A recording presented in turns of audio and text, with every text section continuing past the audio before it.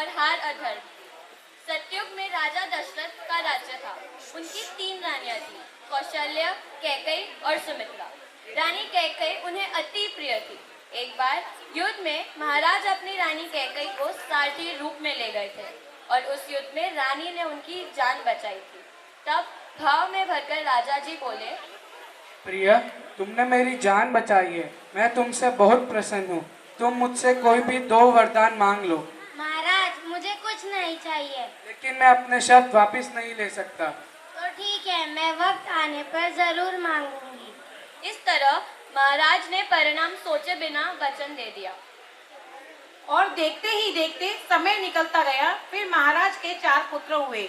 महारानी कौशल्या के राम, महारानी कैकेयी के भरत, रानी सुमित्रा के लक्ष्मण और शत्रुघ्न, जो समय के साथ बड़े हुए।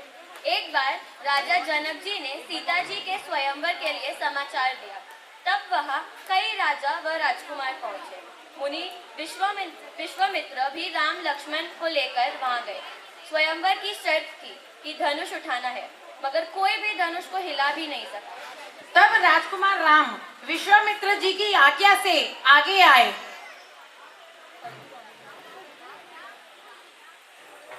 एक ही झटके में धनुष को उठाया और तोड़ दिया।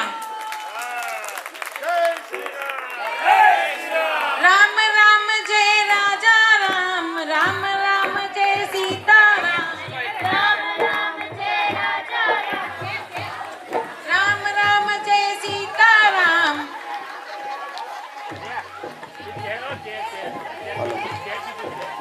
जय श्री राम। जय जय श्री राम।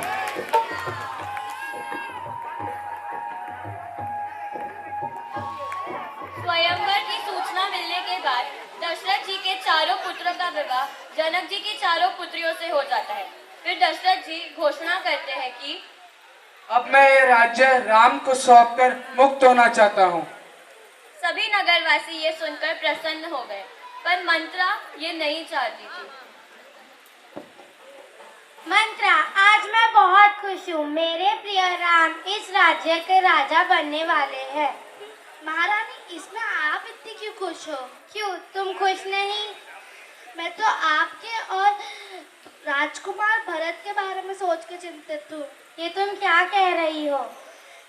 महारानी, अगर राजा बन गया तो आगे जाके संसार के नियमों के अनुसार राम का पुत्र ही राजा बनेगा, और जब किसी को राज्य मिल जाता तो भाई भाई का नहीं रहता।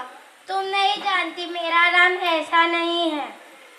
कल को अगर कुछ राजा दशरथ को कुछ हो गया और राम ने आपको और भरत को या राज्य से निकाल दिया तो मुझे कुछ मत कहना। तो तुम ही बताओ, मैं क्या करूं? आप उनसे वो 2 वरदान मांग लो जो उन्होंने आपको बरसों पहले दिए थे। तो ठीक। मंत्रा की बातों में आकर कैकेयी अपनी सुध बुध खो बैठती है और बिना परिणाम सोचे महाराज के पास जाती है। कहो महारानी, कैसे आना हुआ? महाराज, याद है आपने मुझे बोला था कि कोई भी 2 वरदान मांगिए। हाँ, मांगो। क्या चाहिए तुम्हें? धन दौलत क्या चाहिए? मांग लो। नहीं महाराज, मुझे ऐसा कुछ नहीं चाहिए। मैं चाहती हूँ मेरे पुत्र भरत को राज्य मिले और राम को 14 साल का वनवास। महारानी, ये तुम क्या कह रही हो? भरत को राज्य तो ठीक है, लेकिन राम को 14 साल का वनवास क्यों? तुम कुछ और मांग लो। नहीं, मुझे यही चाहिए। ये सब सुनकर महाराज के पैरों तले जमीन खिसक गई, किंतु वे अपने वचन से विवश हो गए कैकेयी की बात मानने के लिए। इस तरह महाराज ने कैकेयी को वचन दे दिया, जिससे कैकेयी ने खुश होकर भरत को बुलाया और ये सब बात पूरे नगर में फैल गई कि राम को वनवास मिलने वाला है। पुत्र, आज मैं क्या आज्ञा है माते? पुत्र, आज मैं बहुत खुश हूँ। कल तुम्हारा राज्य अभिषेक होगा। ये राज्य सिर्फ बड़े भैया श्री राम का है, ऐसा नहीं हो सकता। ये तुम क्या कह रहे हो पुत्र? इस राज्य को श्री राम के वापस आने तक का इंतजार रहेगा। पुत्र की बातें सुनकर कैकेयी के आंसू थमने का नाम नहीं ले रहे थे। जिस पुत्र के लिए उसने ये सब किया वही राजा बनने से इनकार कर रहा था। आइए अब देखते हैं कि श्री राम किस तरह अपने परिवार से वनवास जाने की अनुमति लेने के लिए आते हैं। पिताजी, मुझे आज्ञा दीजिए, मैं जल्दी ही वनवास के 14 साल पूरे करके लौटूंगा। नहीं राम, मैं तुम्हें नहीं दे सकता ये आज्ञा, माफ करना मुझे। ऐसा मत कहिए पिताश्री, आपका वचन पूरा करना मेरा कर्तव्य है।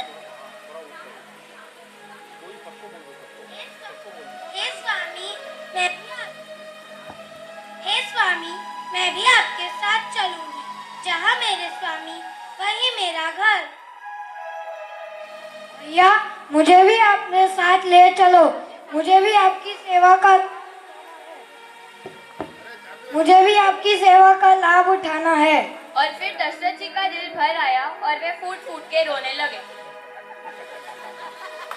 और किसी के ना चाहते हुए भी श्री राम, सीता जी और लक्ष्मण वन की ओर चल देते हैं। उनके वनवास के दिन निकल ही रहे थे, तभी एक दिन वन में एक सुंदर सा हिरण देखकर सीता जी उस पर मोहित हो जाती है और श्री राम से उसे पाने की हट करने लगती है। हे श्री राम, क्या आप मुझे वो स्वर्ण सा हिरण लेकर देंगे? अवश्य देंगे। लक्ष्मण, तुम सीते का ध्यान रखना, हम अभी आए। वो आज्ञा भैया। श्री राम ने जैसे ही हिरण पर बाण चलाया, वो राम की आवाज में चिल्लाया, हे सीते! वो आवाज सुनकर सीता जी भयभीत हो गई और लक्ष्मण से बोली, हे लक्ष्मण, मुझे लगता है तुम्हारे भैया श्री राम कुछ संकट में हैं। तुम्हें जाकर उनकी सहायता करनी चाहिए। क्षमा करें माते, मैं ऐसा नहीं कर सकता। भैया ने मुझे आपकी रक्षा करने को कहा है। मैं ये सब जानती हूँ। तुम ये सब बस अपने भैया की राजगद्दी के लिए कर रहे हो। आप गलत समझ रही है माते। आप गलत समझ रही है माते। मैं आपकी आज्ञा का पालन जरूर करूँगा, पर मेरी आपसे एक विनती है। मैं इस कुटिया के चारों तरफ एक रेखा बना रहा हूँ। आप कृपया इससे बाहर ना जाएं। और इस तरह सीता जी से विनती करके वो बाहर गए। थोड़ी ही देर में साधु के वेश में रावण कुटिया के बाहर प्रकट हो जाता है। भिक्षान देवी, अभी लाई मुनिवर। तुमने मेरा अपमान किया है, बाहर आकर भिक्षा दो। नहीं, मैं ऐसा नहीं कर सकती। मैं तुम्हें श्राप दे सकता हूँ। सीता जी डर जाती है और जैसे ही वो बाहर आती है, रावण उनको उठाकर ले जाता है। जब श्री राम और लक्ष्मण कुटिया में पहुंचते हैं तो देखते हैं कि सीता जी वहां नहीं है। वो उन्हें ढूंढते हैं और तब उन्हें पता चलता है कि रावण ने उनका अपहरण किया है। आगे जाने पर वो दोनों हनुमान जी के पास पहुंचते हैं, जो कि श्री राम के सबसे बड़े भक्त थे। हनुमान, क्या तुम सीता को रावण की लंका से लाने में हमारी मदद करोगे? मेरे प्रभु श्री राम मेरी कुटिया में है। इससे बड़ी खुशी की बात मेरे लिए क्या हो सकती है। मैं सीता मैया को बचाने में आपकी मदद करूंगा। ये अंगूठी लेकर रावण की लंका में सीता का दे दो। उनको हमारा समाचार और कहना कि हम जल्दी आएंगे। यहाँ राम अपनी सीता के वियोग में उनकी चिंता में बैठे थे और दूसरी तरफ रावण सोच रहा था कि मैं कैसे सीता को पाऊं, कैसे सीता को स्वीकार करने पे मजबूर करूं। लेकिन रावण ने सीता जी को कभी उनकी मर्जी के बिना हाथ भी नहीं लगाया। मंदोदरी ने रावण को बहुत समझाया कि वो बहुत बड़ा अनर्थ कर रहे हैं सीता जी को यहाँ लाकर। इसका परिणाम अच्छा नहीं होगा, किंतु रावण नहीं माना। मैं इस दुनिया का सबसे शक्तिशाली राजा हूँ। मुझे कोई नहीं मार सकता, श्री राम भी नहीं। हा हा हा हा हा हा। अशोक वाटिका में सीता जी अपने श्री राम के वियोग में दुखी मन से बैठी रहती थी। तब एक त्रिजटा नाम की राम भक्त राक्षसनी उन्हें दिलासा देती थी।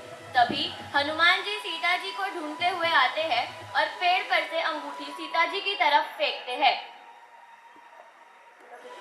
ये अंगूठी तो मेरे श्री राम की है। कीजिए, मैं राम भक्त हनुमान हूँ।